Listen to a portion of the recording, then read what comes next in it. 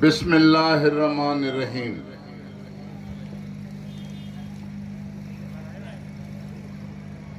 कराची सिंध आहे अमन मार्च जे हिन काफ़िले में शरीक पांधियड़ा ऐं स्टेज ते वेठल मुंहिंजा मोज़िज़ महिमान साईं बेदल मसरूर साहब, खलील चांडियो साहब, नूर अहमद सिंधी साहब, नाज़ सनाई साहब, मुंहिंजा भाइर दोस्त साथी जेके महिमान वेठा आहियो, तव्हां सभिनी जी महिरबानी। तव्हांखे जीअ सिंध। दोस्तो, अॼु ही तक़रीब ख़ासि उन्हनि साथियुनि ऐं कारकुन लाइ कई वई आहे जेके कारकुन पंहिंजी ज़िंदगी जा घर जी कंहिं बि मजबूरी उन्हनि जे आॾो न हुई, कंहिं ॿार जी बीमारी जो बहानो उन्हनि जे आॾो न हो, ऐं का मुश्किल, को ख़ौफ़, को डपु, को गुमान ऐं वहमान उन्हनि जे ज़हननि में न हो। हुन जे ज़हननि में हिकिड़ो ई सवाल हो जेको तरक़ी पसंद पार्टी उन्हनि खे नारो ॾिनो त कराची सिंध आहे ऐं सिंध असांजी मां आहे। इन्हनि ॿिनि लफ़्ज़नि ते मुश्तमिल नारे लाइ जेके बि दोस्त पंहिंजो कमकार फिटो करे सिंध जी क़ौमी वहदत जे बचाइण लाइ काफ़िले में शरीक थियणु चाहियो था, हलो। हूं त हज़ारे दोस्त साथी उन काफ़िले में हुया, पर जेके कराची जा दोस्त 10 ॾींहं मुसलसिल इन काफ़िले में पंहिंजूं ज़िम्मेवारियूं ॾींदा रहिया, उन्हनि साथियुनि खे ममता एवॉर्ड ॾियण जे लाइ हिते गॾु कयो वियो। ऐं ॿिया उहे माण्हू जेके गुमनाम इन अमन मार्च खे कामयाब करण में पंहिंजो किरदारु अदा कंदा रहिया। 5-6 ई दोस्त जेके स्टेज ते वेठा आहिनि, बाज़ाब्ता तरक़ी पसंद पार्टी या कारकुन नाहिनि, ऐं ॿिया जेके दोस्त कुझु वक़्तु अॻु स्टेज ते वेठल हा, इजाज़त वठी पंहिंजे साथियुनि सां हेठि वञी वेठा आहिनि, उहे समूरा उहे गुमनाम किरदार हुआ जिन पर्दे जे पोयां हिन 10 ॾींहनि जी अमन मार्च खे कामयाब करण लाइ हड़ा वड़ा पंहिंजो पोरियो ॾिनो, पघर ॾिनो, ख़िदमतूं ॾिनियूं ऐं पंहिंजो पैसो उहो ॾिनो। असां काफ़िले में कंहिं ॾींहुं 200 माण्हू हलियासीं पे, कंहिं ॾींहुं 500 हलियासीं पे, कंहिं ॾींहुं 800 हलियासीं पे, पर उन्हनि माण्हुनि खे मानी केरु खाराइण वारो हो ऐं सुम्हारण लाइ हंध बिस्तरा कंहिं पे इंतज़ाम कया, उहे समूरा उहे गुमनाम दोस्त साथी जिन पंहिंजे नाले जी निमाइश ऐं सनाख्वानी जे बजाए अमली तरह हिन अमन मार्च खे कामयाब करण लाइ पंहिंजो किरदारु अदा कयो। असांजे मथां ही इख़लाक़ी ज़िम्मेवारी आहे त असां उन्हनि समूरे मोहसिन साथियुनि खे तारीख़ में जदोजहद जो हिसो बनायूं। जदोजहदुनि में तमामु वॾो अहम किरदारु जंहिंखे चइबो आहे न अनसंग हीरोज़, जिन जे लाइ के गीत न ॻाया वेंदा आहिनि, जिन जा वॾा वॾा पोस्टर निमाया करे दीवारुनि ते न चोटाया वेंदा आहिनि, पर उन्हनि जो हिकिड़ो इनकलाब ऐं जदोजहद में उन जी कामयाबी में हिकिड़ो कलीदी ऐं कैटलिस्ट किरदारु हूंदो आहे, जंहिंजे करे इनकलाबी जदोजहदूं विखूं खणंदे मुतहरिक रहंदे पंहिंजे पंहिंजे मंज़िल ॾांहुं रवा दवा हूंदियूं आहिनि या कामयाबी ते पुॼी वेंदियूं आहिनि। ही नई रवायत आहे। तरक़ी पसंद पार्टी सिंध जे अंदरि पंहिंजे पहिरें ॾींहं खां वठी डॉक्टर कादिर मक़सीद जंहिं ॾींहं खां ग़लती कई जीएसएन जे सियासत में दाख़िल थियो उन ॾींहं खां वठी मीडिया ट्रायल ते चढ़ियल आहे। पर तरक़ी पसंद पार्टी जंहिं ॾींहं खां अमली वजूद में आई आहे उन ॾींहं खां वठी उहा बदतरीन मीडिया ट्रायल जो शिकार आहे। ऐं इन जे बावजूद त तरक़ी पसंद पार्टी रवायत पसंद पार्टी कान्हे, रुजत पसंद पार्टी कोन्हे, क़दामत पसंदी जी पैरोकार पार्टी कोन्हे। तरक़ी पसंद पार्टी पंहिंजे समूरे सियासी सफ़र ऐं ज़िंदगी में नवनि तरीक़नि सां ऐं नवनि रुझाननि खे सियासत में मुतारिफ़ कराइण ऐं सियासत में किरदार ऐं क़दर खे अहमियत ॾेई करे पंहिंजी हिकिड़ी तारीख़ ठाही आहे। ऐं तरक़ी पसंद पार्टी सिंध जे ग़रीबनि, मिसकीननि, महरूम, बेवस इंसाननि खे अंदर में ख़ुददारी पैदा कई आहे। असांजो ग़रीब दोस्त साथी बि कंहिं जागीरदार पंहिंजे माउ ऐं पीउ जे पेरनि ते त हथ रखी सघंदो, पर कंहिं जागीरदार मीर ऐं मुल्ला जे पेरनि ते हथ उन जे पेरनि ते हथ रखी उन जी ख़ुशनुदी ऐं ख़ुशामद न कंदो आहे। त उन ख़ुददारी सिंध जी सियासत में पैदा करण त जागीरदार वॾेरा शाही ऐं ही जेके बि पुश्त ब पुश्त पंहिंजी क़दामतुनि जा, पंहिंजी रवायतुनि जा अमीन जेके जागीरदार आहिनि उन्हनि जी ख़ुशामद ऐं चापलूसी, उन्हनि जे घरनि जा ओताकुनि जा चकर काटे उन्हनि जी ख़ुशनुदी हासिल न करण वारी जेका जिस्तजू ऐं किरदार आहे, इन किरदार जे करे ज़रूरी आहे त तरक़ी पसंद पार्टी हर वक़्तु मीडिया ट्रायल जो शिकार रहंदी। ही बि हिकिड़ी नई रवायत आहे त पंहिंजे कारकुननि जो, उन्हनि जे महिनत ऐं कोरे जो तव्हां क़दुरु कयो।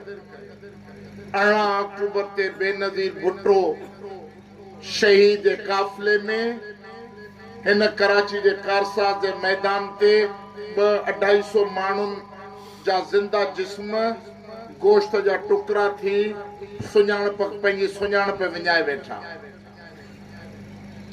MRD जी मूवमेंट में सवें सिंध जा नौजवान पुट सीननि ते गोलियूं खाई ऐं फांसियूं, अया समूह ऐं नासिर बलोच जहिड़ा सवें पुट फांसियूं खाई जनरल ज़िया जी जारियत जूं गोलियूं बर्दाश्त करे शहीद थी विया। कंहिंजो बि तारीख़ में तव्हांखे ज़िक्र न मिलंदो, उन जी पोवारी जो ज़िक्र न मिलंदो। MRD जा शहीद विसरी विया। सॼी सिंध जी क़ौमी तहरीक जा लाज़वाल अणमुल किरदार शहीद नज़ीर अब्बासी खां वठी टोड़ी फाटक जे शहीदनि ताईं, जिन पंहिंजूं ज़िंदगियूं, पंहिंजूं जवानियूं, पंहिंजा आदर्श उहे सभु पंहिंजे नज़रियाती मक़सदनि जे लाइ क़ुर्बान कया। उन्हनि जे पोयनि जो छा थियो, उन्हनि जी तारीख़ छा आहे, उन्हनि जे क़बर ते केरु गुल चाढ़ण वञे थो या नथो वञे, पर तरक़ी पसंद पार्टी पंहिंजी उन्हनि नईं रवायतुनि सां, पंहिंजे शहीद साथियुनि सां गॾोगॾु पंहिंजे जीअरनि गाज़ियुनि जो क़दुरु करे थी। इन जे करे अॼु ही नई रवायत आहे त असांजा दोस्त साथी जिन 10 ॾींहं पंहिंजी ज़िंदगी जा 10 ॾींहं ख़ौफ़ ऐं वहशत खे पुठी ॾेई पंहिंजी हिम्मतुनि ऐं जुरतुनि सां नई तारीख़ जेका रक़म खई, सिंध जी क़ौमी वहदत ऐं सिंध जी क़ौमी इस्तकाम ऐं जाग्राफिकल इस्तकाम लाइ जेको किरदारु अदा कयो, उन्हनि कारकुननि खे उन्हनि जी मञता लाइ अॼु ही एवॉर्ड तक़रीब रखी वई आहे। उन्हनि कारकुननि जे लाइ बि ऐं उन्हनि गुमनाम सिपाहियुनि लाइ बि। तव्हां 10 ॾींहं असांखे मानी खाराई, तव्हां असांजे बिस्तरनि जो इंतज़ाम कयो, त ही तरक़ी पसंद पार्टी ज़रूरी समझे थी त अॼु तरक़ी पसंद पार्टी उन्हनि सभिनी माण्हुनि जी मेज़बान बणिजे। अॼु असांजी सॼी मर्कज़ी लीडरशिप हेठि वेठी आहे।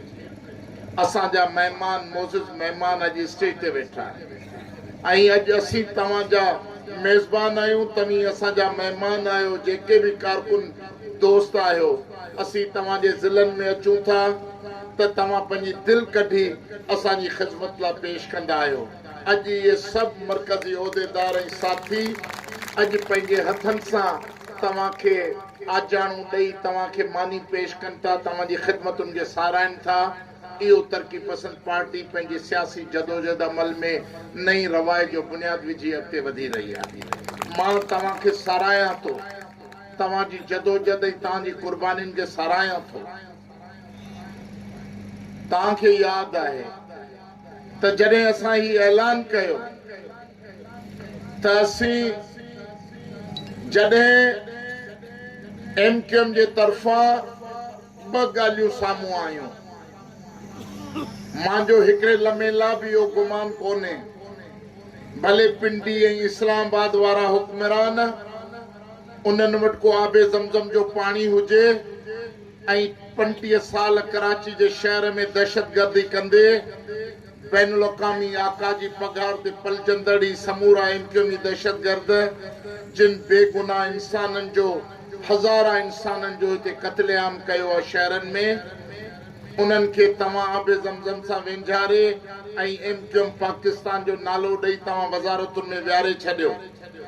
पर असांजो हिकिड़े लम्हे लाइ बि इहो गुमान ऐं वहम ख़तमु न थियो आहे त ख़ालिद मक़बूल सिद्दीकी ऐं अल्ताफ़ हुसैन में को ज़रे बराबर जो बि फ़र्क़ु आहे। ॿई हिकिड़े सिके जा पासा आहिनि, ॿई साॻे मक़सदनि लाइ कमु करे रहिया आहिनि। ॿिन्ही जो मक़सदु आहे सिंध खे टोड़े मुहाजिर देश ठाहिण ऐं पाकिस्तान खे टोड़े बैन अल-अक़वामी आका लाइ हिते नओं हांगकांग टाइप रियासत ठाहिण। ऐं उन ई कम ते हू लॻल आहिनि ऐं उन ई कम लाइ हू मुस्तक़िल कमु कनि पिया।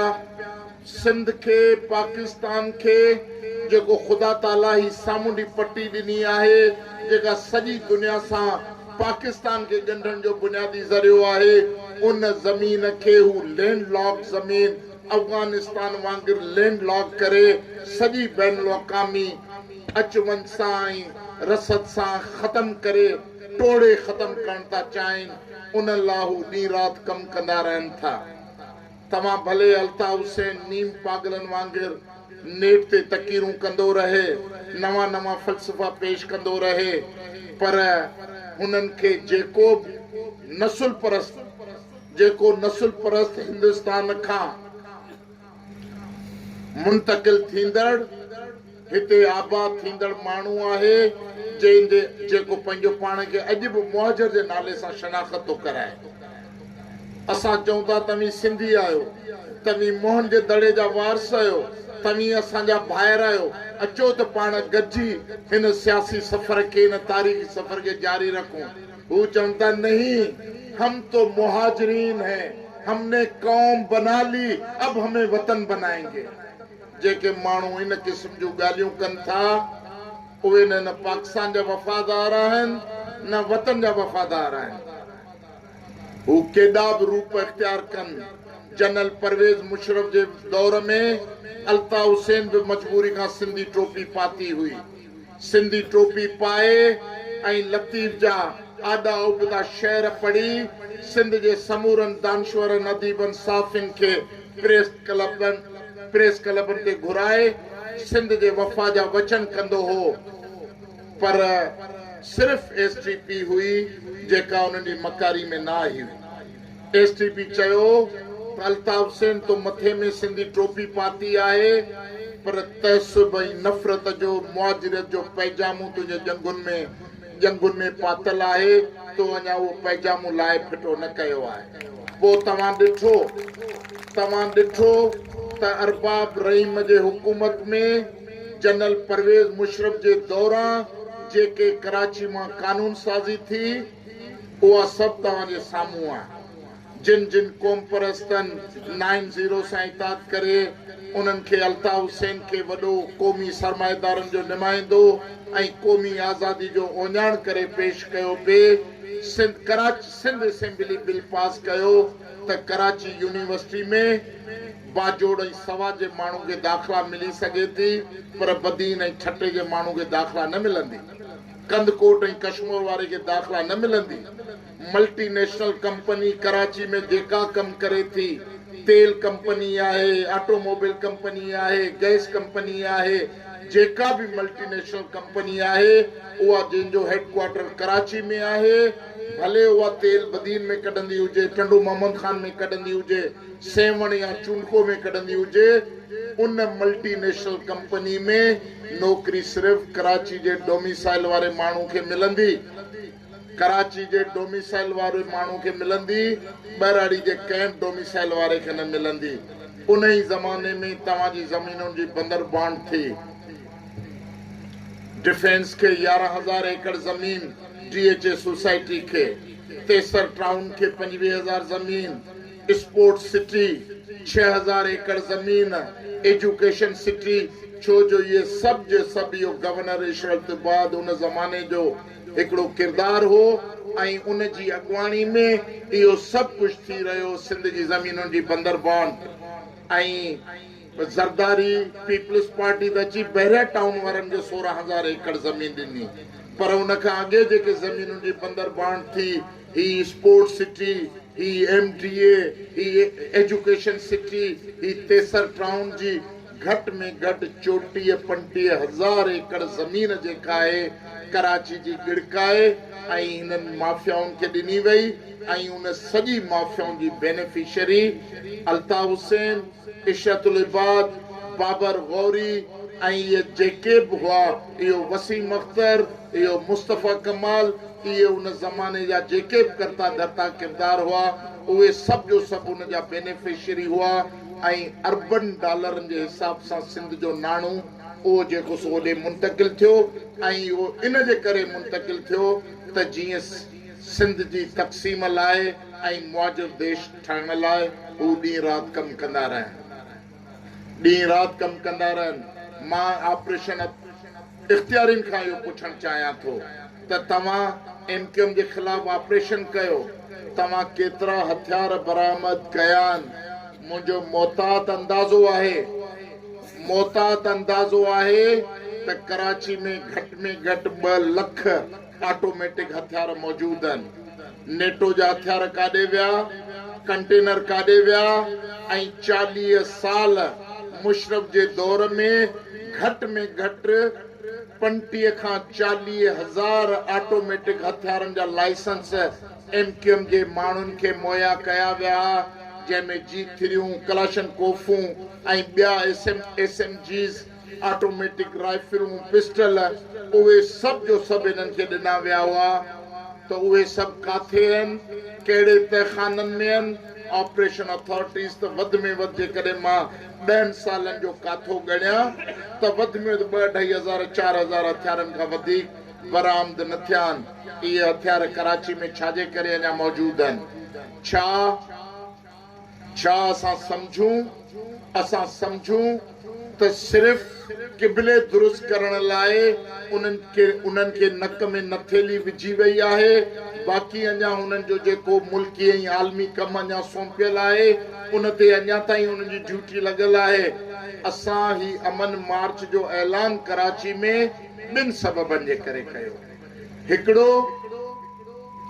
हिकिड़ो त ख़ालिद मक़बूल सिद्दीकी पंहिंजे ऐलाननि में ऐं पंहिंजे बयान में चवंदो रहियो आहे त मतरूका सिंध माना उहा सिंध जेका हिंदू ख़ाली कई हुई, हाणे उहा जेका मतरूका सिंध आहे उहा त आहे हिननि साहबनि जी, को बि पुछे न, उहा चुपचाप करे हिननि खे ॾेई छॾियो। मां रुगो हिकिड़ो सवाल उथारियो त मतरूका सिंध ते मालकी ऐं हाकमियत जो हक़ सिर्फ़ उन माण्हू खे आहे जेको 1947 में घोड़नि ते चढ़ी, टैंकुनि ते चढ़ी, फौजूं वठी ऐं अची वॾी जंग करे ऐं हिंदुनि खे हितां मजबूर करे लॾायो, उहो माण्हू दावा करे त असां गोली ऐं बंदूक जे ज़रिए हिंदू खे लॾायो हो, हाणे उन ज़मीन जा मालिक असीं आहियूं। बदबख्तो, तव्हां त जॾहिं हिंदुस्तान खां अची रहिया हो त न तव्हांखे पेरनि में चपल हुई, न तव्हांखे जिस्म ते कपिड़ो सऊं हो, ऐं ख़ुदा माफ़ी ॾे त तव्हां ख़राब तरीन हालतुनि में आहियो। असीं तव्हांजी उन बदहाली जो ज़िक्र नथा करणु घुरूं। उन्हनि हालतुनि में असां तव्हांजे लाइ पनाहगाह बनियासीं, असां तव्हांजे नियाणियुनि ते इज़त जो हथु रखियो, असां तव्हांजे बुखियनि पेटनि खे भरियो त कहिड़े खाते में कहिड़े बुनियाद ते तव्हां मतरूका सिंध। हा, मां चार्ज हणां थो उन दौर जी जागीरदार क़यादत खे, जेके मुस्लिम लीगर हुआ, जेके बासर हुआ, जेके अच्छे कारे जा मालिक हुआ, हिते वॾा वॾा इज़्म ॿुधाइण वारा लीडरशिप हुई, उन्हनि पंहिंजी क़ौम ऐं पंहिंजे तबक़ाती टकरा जे करे, पंहिंजे तबक़ाती टकरा जे करे हिंदू क़ाबिलियत जो, हिंदू शहरी सलाहियत जो ऐं हिंदू ज़हनियत जो मुक़ाबिलो न करे सघिया, जंहिंजे करे उन्हनि हिंदुनि में हिकिड़ो अणॼाण ख़ौफ़ पैदा कयो, पंहिंजे हिंदू भाइरनि जो तहफ़ुज़ न करे सघिया। इन जे करे उन्हनि जी लातालकी जागीरदारनि, वॾेरनि ऐं मुस्लिम लीग जी क़यादत जेका सिंधी क़यादत हुई, उन्हनि जी मौक़े परस्ती, लातालकी ऐं ख़ौफ़ जी फिज़ा में हिंदू सिंध छॾण ते मजबूर थियो।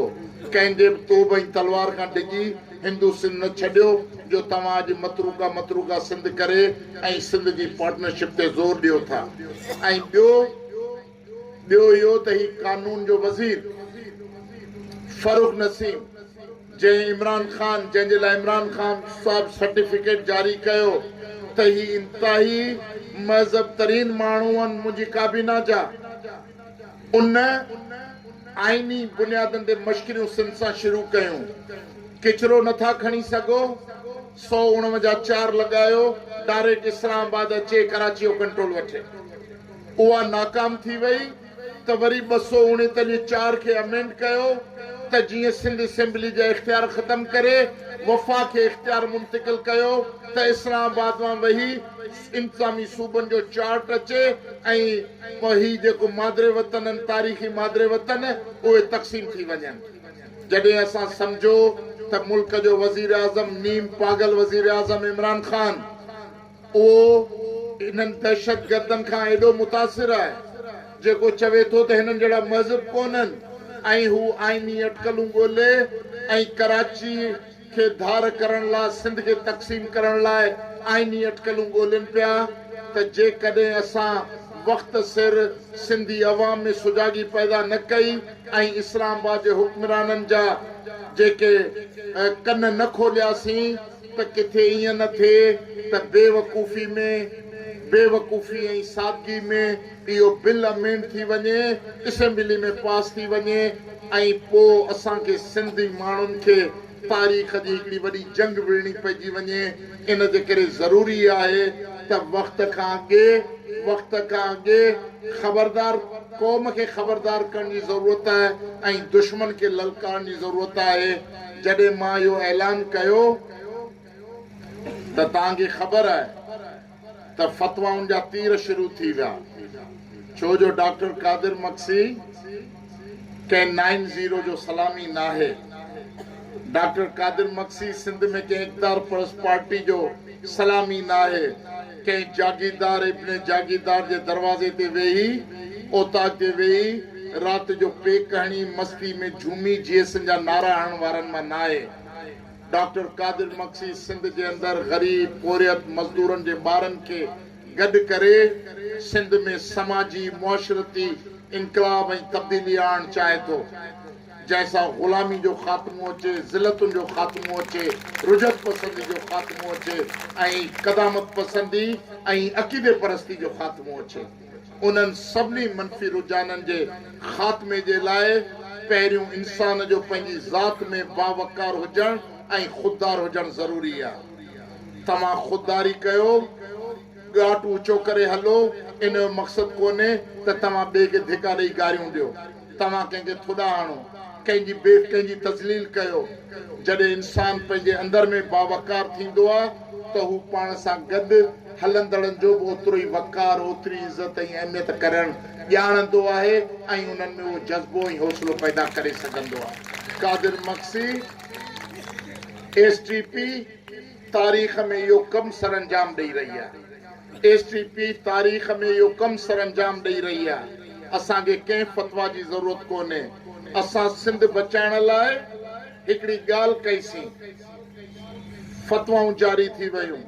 कादिर मक्सी इस्लामाबाद सां कादिर मक्सी जी नई पगार मुक़ररु थी वई आहे। हाणे वञे पियो कराची में सिंधी मुहाजिर झेड़ा कराइण।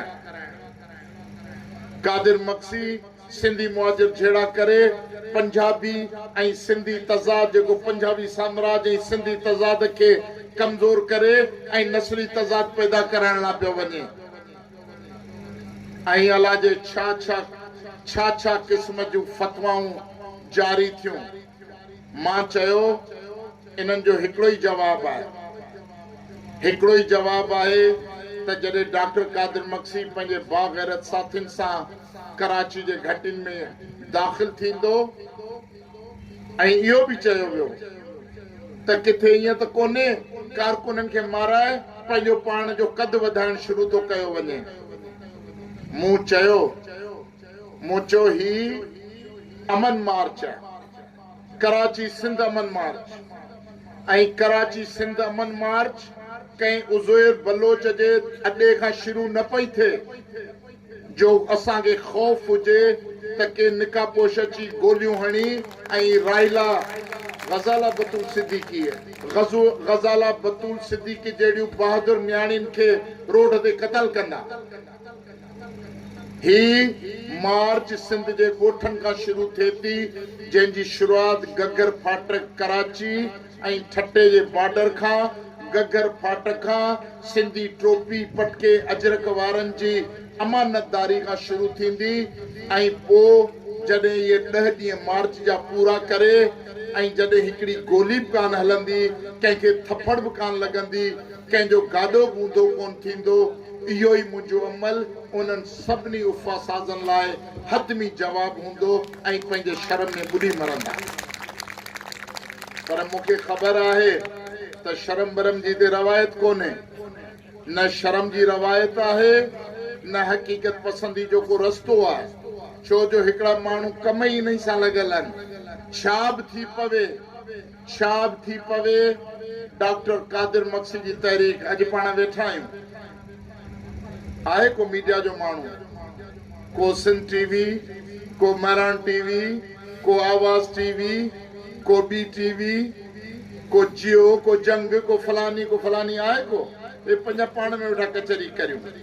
इहा आहे जी धरती वारो आया था, तोखे मुबारक हुजे, शाबाश बुगिया साहब, भली करे ऐं जी करे। इन करे शायदि मुंहिंजे वात मां तुंहिंजो नालो कोन निकितो। हो त वेब टीवी आहे न साईं, इहा अकबर गपोल जी वेब टीवी आहे। महिरबानी तुंहिंजी महिरबानी भाउ। त हाणे 10 सालनि खां वठी आउं उन नाकाबंदी खे फेस करियां पियो। 10 सालनि खां वठी 2008 खां वठी आउं अदा महिरबानी करे चुरपुर छॾे ॾियो, जेको जिथे विहण ॾियो। 10 सालनि खां वठी आउं इन प्रिंट मीडिया ऐं इलेक्ट्रॉनिक मीडिया जी नाकाबंदी खे फेस करियां पियो। जेको माण्हू कराची में रहे थो, जॾहिं टीवी ते ख़बर कोन्हे, उहो सम्झंदा कादिर मक्सी सियासत ख़तम थी वई। जेको माण्हू सखर जेकाबाद में वेठो आहे, ॿिए ॾींहुं कावश अख़बार में मुंहिंजी ख़बर नथो पढ़े, सम्झनि था त तरक़ी पसंद पार्टी ख़तम थी वई। कंहिं चयो कादिर मक्सी अमेरिका लॾे वियो, सिंध खपाए। कंहिं चयो शहीदनि जो रत खपाए, काॾे हलियो वियो। छा जी सिंध, छा जो इनकलाब, छा जो इज़त आजपो ख़ुशहाली। पर डॉक्टर कादिर मक्सी सिंध जे अवाम जे गैरतमंद माण्हुनि जे दिलनि में आहे, ॻोठनि में आहे, बैराड़ी में आहे, जंग में आहे। भले कंहिं टीवी स्क्रीन ते न हुजे, भले कंहिं अख़बार जी सुर्खी में न हुजे, पर डॉक्टर कादिर मक्सी एसटीपी सिंध जी बैराड़ी में अॼु बि जेकॾहिं पाकिस्तान पीपल्स पार्टी खां जेकॾहिं उन खां पोइ ॿियो नंबर सिंध जी वॾे में वॾी पार्टी आहे त उहा तरक़ी पसंद पार्टी आहे जंहिंजे सॾ ते हज़ारा लखा माण्हुनि जूं दिलियूं धड़कनि थियूं, हज़ारा लखा माण्हुनि जूं दिलियूं धड़कनि थियूं। ऐं असांखे असां पंहिंजो पाण खे तसवर करे वरितो आहे, असां पंहिंजो पाण खे तसवर करे वरितो त असां लैनिन जे वक़्त में जदोजहद करियूं पिया। असां हिन जदीद कंप्यूटर एज में न पिया जदोजहद करियूं। असां माउज़ी तंग ऐं होचिमन जे ज़माने में जॾहिं मीडिया हो साम्राज्य कब्ज़े में हो, जेके हक़ीक़ी इनकलाबी कुवतूं झंगनि में, जबलनि में, बैराड़ियुनि में ऐं घटियुनि ऐं शहरनि जे घटियुनि में, पहाड़नि में, मॉलनि में जदोजहद, इन खां असां इनकारी न आहियूं। पर हिकु ॾींहुं इहो ख़ौफ़ जेको अॼु चंद हज़ार माण्हुनि जे ज़हननि मां निकितो आहे, सुभाणे लखनि माण्हुनि जे ज़हननि मां निकितो, पूरा परीहं करोड़ माण्हू जॾहिं तव्हांजे इन ख़ौफ़ ॾमर ॾाढ खां आज़ादु थींदा, तॾहिं हिन वोट जी इलेक्शन में बि इनशाअल्लाह तव्हां ज़मीन दोस्त थींदो ऐं सिंध में गैरतुनि जो इनकलाब ईंदो, इज़त आज पे ख़ुशहाली जो इनकलाब ईंदो। त जॾहिं आऊं निकितसि पे, असां निकितासीं पे, उन तूफ़ान में निकितासीं। ऐं मां अॻवान जी हैसियत में मुंहिंजी ज़िमेवारी हुई त जिन भेनरुनि ऐं माइरुनि मूंखे ॿाहुनि में इमाम ज़ामिन ॿधा हैदराबाद मां, जिन पंहिंजा पुट, नौजवान पुट, 18 20 सालनि जा नौजवान बि हुआ, 50 60 सालनि जा बुज़ुर्ग हुआ, ॿार ऐं औरतूं आयूं, असां मोटाए छॾिया हैदराबाद मां। असां चयो अञा नियाणियुनि खे अॻे माज़ ते वेहण जी ज़रूरत कोन्हे, असां उन्हनि खे मोटायो। त मुंहिंजी ज़िमेवारी हुई त मां पंहिंजी माइरुनि भेनरुनि जूं उमेदूं, आसूं ऐं उन्हनि जो मुस्तक़बिल खणी, उन्हनि जा बचड़ा खणी वञा पियो ऐं ख़ुदा खां मूं सुवाल कयो, या अल्लाह मूंखे हिन इम्तिहान में कामयाब कजांइ। किथे अदा ताड़ियुनि खे छॾियो, गैर ज़रूरी ताड़ियूं मूंखे न वॼंदियूं आहिनि। ध्यान सां ॿुधो ॻाल्हियूं त आउं चवणु छा थो चाहियां।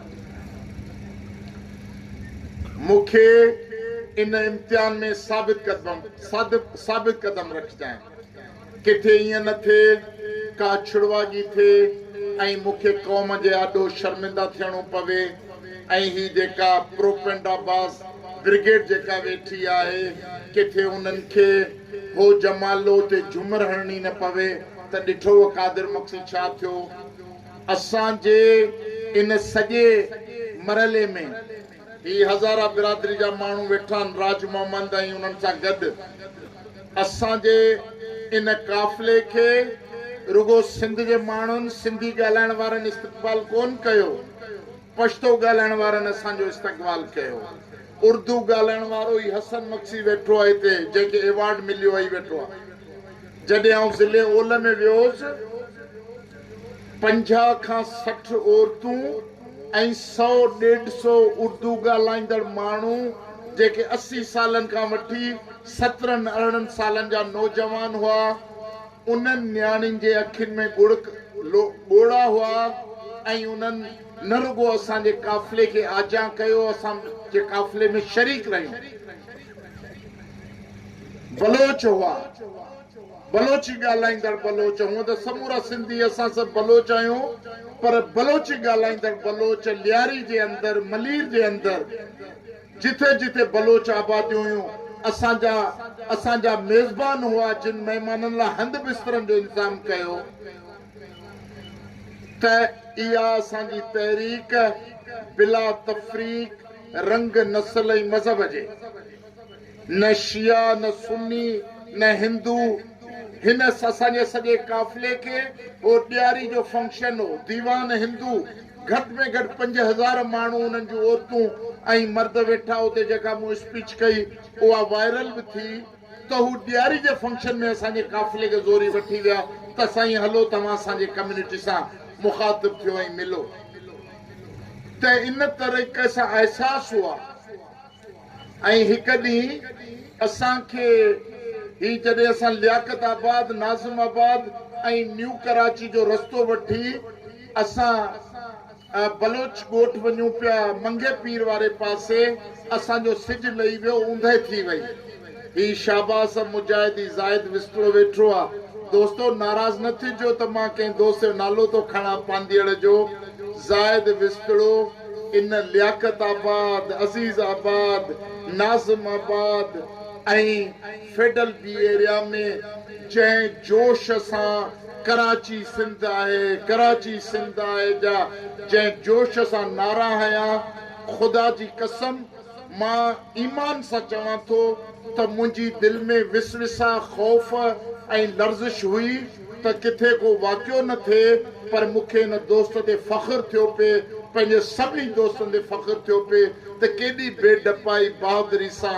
कराची सिंध जा नारा हणी ऐं लियाकत आबाद ऐं अज़ीज़ आबाद जी घटियुनि में बहादुरी हिम्मत जा नवां कारनामा सर अंजाम ॾेई रहिया आहिनि मूंखे उन ॾींहुं हिननि दोस्तनि ते फ़ख़्रु महसूसु थियो त मुंहिंजा दोस्तो साथियो ही हिकिड़ो संजीदा सियासी अमल हो असां मूं ते केॾा बि इल्ज़ाम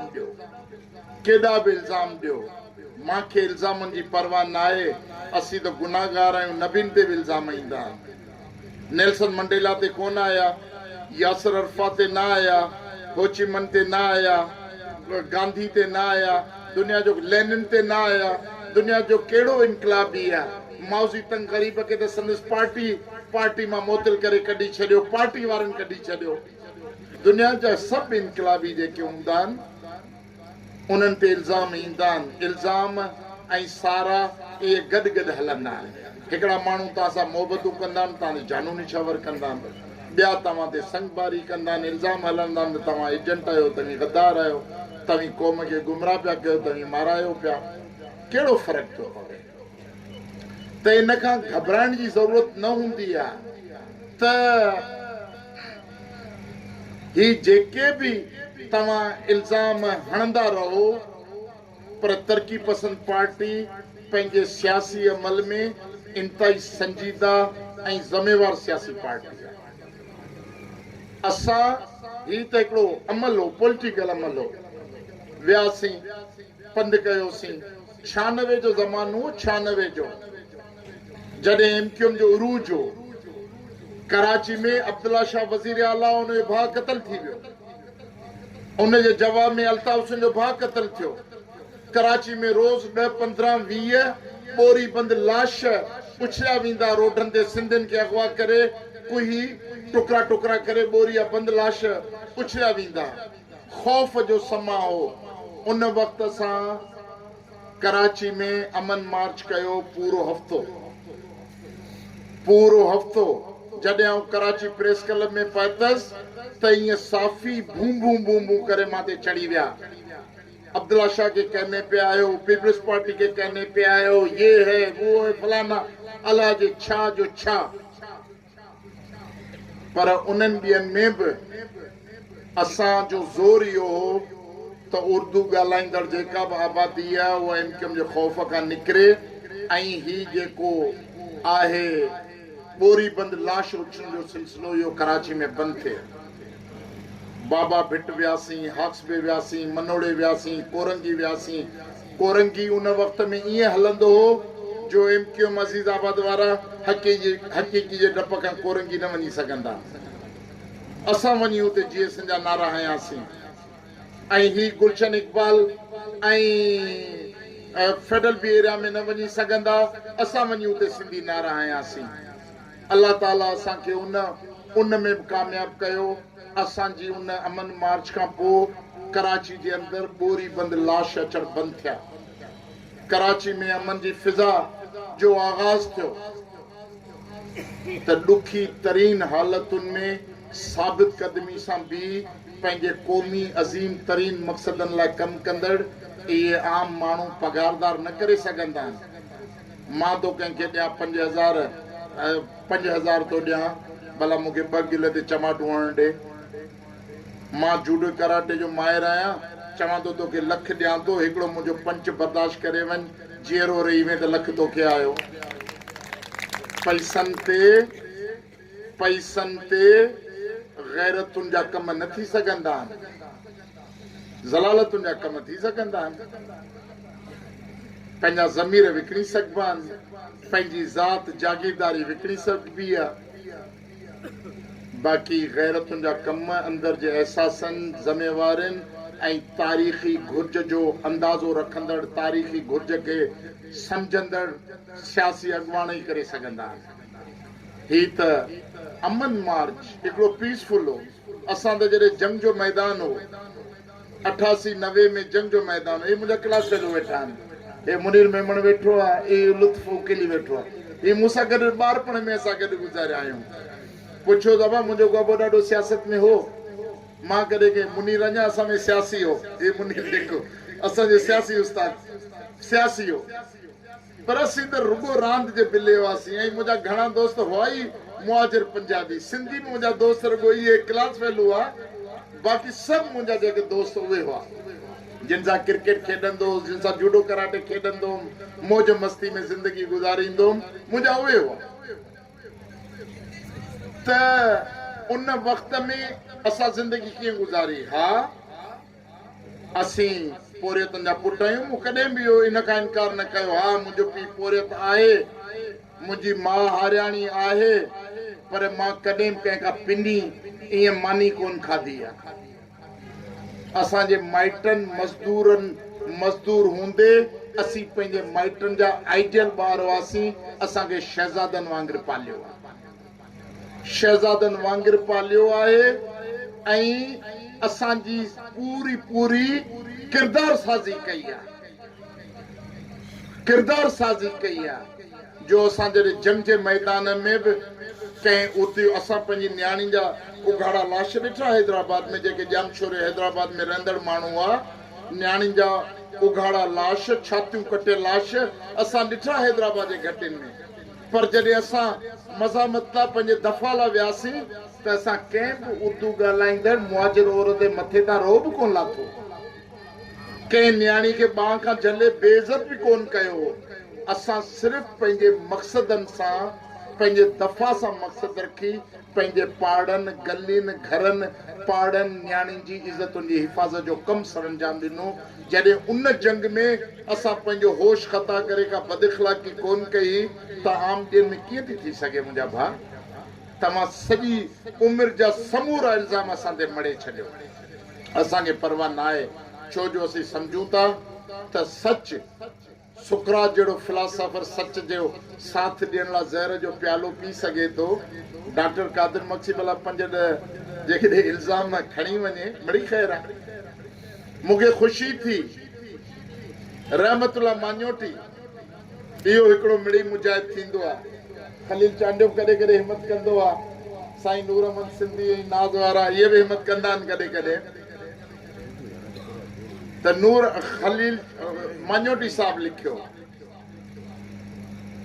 त ही जेके बि लिखनि था कादिर मक्सी खे गारियूं या ॿियो कुझु, उन्हनि खे इहा पक त कादिर मक्सी जी गोली जेका आहे सिंधी मां जी उहो कुख ख़ाली कोन कंदी, छो जो 86 में शहीद कमाल जे कातिल खे कादिर मक्सी बख़्श करे छॾियो, त हिननि कंजरनि खे गोली हणी कादिर मक्सी छा कंदो? त यानी के जे मंगाणी जॾहिं पाण कराची अमन मार्च पिया करियूं, चई त मां छा कादिर मक्सी लाइ राइटअप रखियो, ऐं आऊं फोन ॿुधी चरी थी वई आहियां। एतिरा मूंखे फोन आया आहिनि जो चवनि था अदी तूं बि ईअं, अदी तो बि इहो लिखी छॾियो, अदी तो बि तूं कादिर मक्सी जी हामी थी। मना को माण्हू कादिर मक्सी लाइ रुगो 2 लफ़्ज़ लिखे, को कॉम्प्लीमेंट लिखे, को हुनजी पार्टी जे लाइ को 2 लफ़्ज़ हिमायत मां लिखे, त 50-100 ख़ुदाई ख़िज़मतगार पर्दे जे पोयां फोन करे उन्हनि खे डीमोरलाइज़ करण जी कोशिशि कंदा आहिनि त तव्हां कादिर मक्सी जे लाइ लिखी तमामु वॾो तारीख़ में ॾोह करे छॾियो आहे। बता लिखो कादिर मक्सी जे लाइ, कादिर मक्सी हेड़ो, कादिर मक्सी तेड़ो, कादिर मक्सी छा, कादिर मक्सी ही। त इन तरह सां इन समूरी नाकाबंदी खां पोइ बि तरक़ी पसंद पार्टी सभिनी खां अॻिपरी हुजे। इहो सिर्फ़ु इन जे करे थियो आहे त तरक़ी पसंद पार्टी जी क़यादत पागल न आहे, तरक़ी पसंद पार्टी जी क़यादत गद्दार न आहे, तरक़ी पसंद पार्टी जी क़यादत बुज़दिल ऐं गेझू ऐं भाड़ी न आहे। तरक़ी पसंद पार्टी क़यादत कंहिंजी एजेंट ऐं कंहिं वटि विकाणल कोन्हे। तरक़ी पसंद पार्टी वटि सिर्फ़ ऐं सिर्फ़ वतन मुक़दम आहे। जेके चऊं था न सिंध असांजी माउ आहे, असांजूं दोस्तूं दुश्मनियूं सिंध जे दायरे में आहिनि, त सिंध जेकॾहिं माउ आहे, जेको सिंध जो दुश्मन आहे उहो पंहिंजो छा हूंदो? ॾाढा नथा ॿुधायो छो? एॾो त सही कोन्हे। जेको सिंध जो दुश्मन आहे उहो छा आहे पंहिंजो? यार अफ़सोस आहे हेतिरो आवाज़ घणनि जो अचे त ही त रोड ते नज़र ईंदो। ईअं सिंध जो दुश्मन पंहिंजो दुश्मन। छा? सिंध जो दुश्मन ऐं सिंध जो दोस्त पंहिंजो दोस्त। असांजो दोस्ती दुश्मनी जो तनाज़ुर सिंध आहे ऐं उन खां पोइ सिंध जो महिनत कश तबिको आहे, जंहिंजी हाकमियत लाइ, जंहिंजी हक़ीक़ी हाकमियत लाइ, हुक्मरानी लाइ पाण कमु करियूं था। ऐं उन खां अलावा ॿियो कुझु कोन्हे। त मुंहिंजा भाइरो दोस्तो, पाण खे इन अज़म खे अॻिते वधाए पंहिंजी कामयाबी में अॻिते वधो।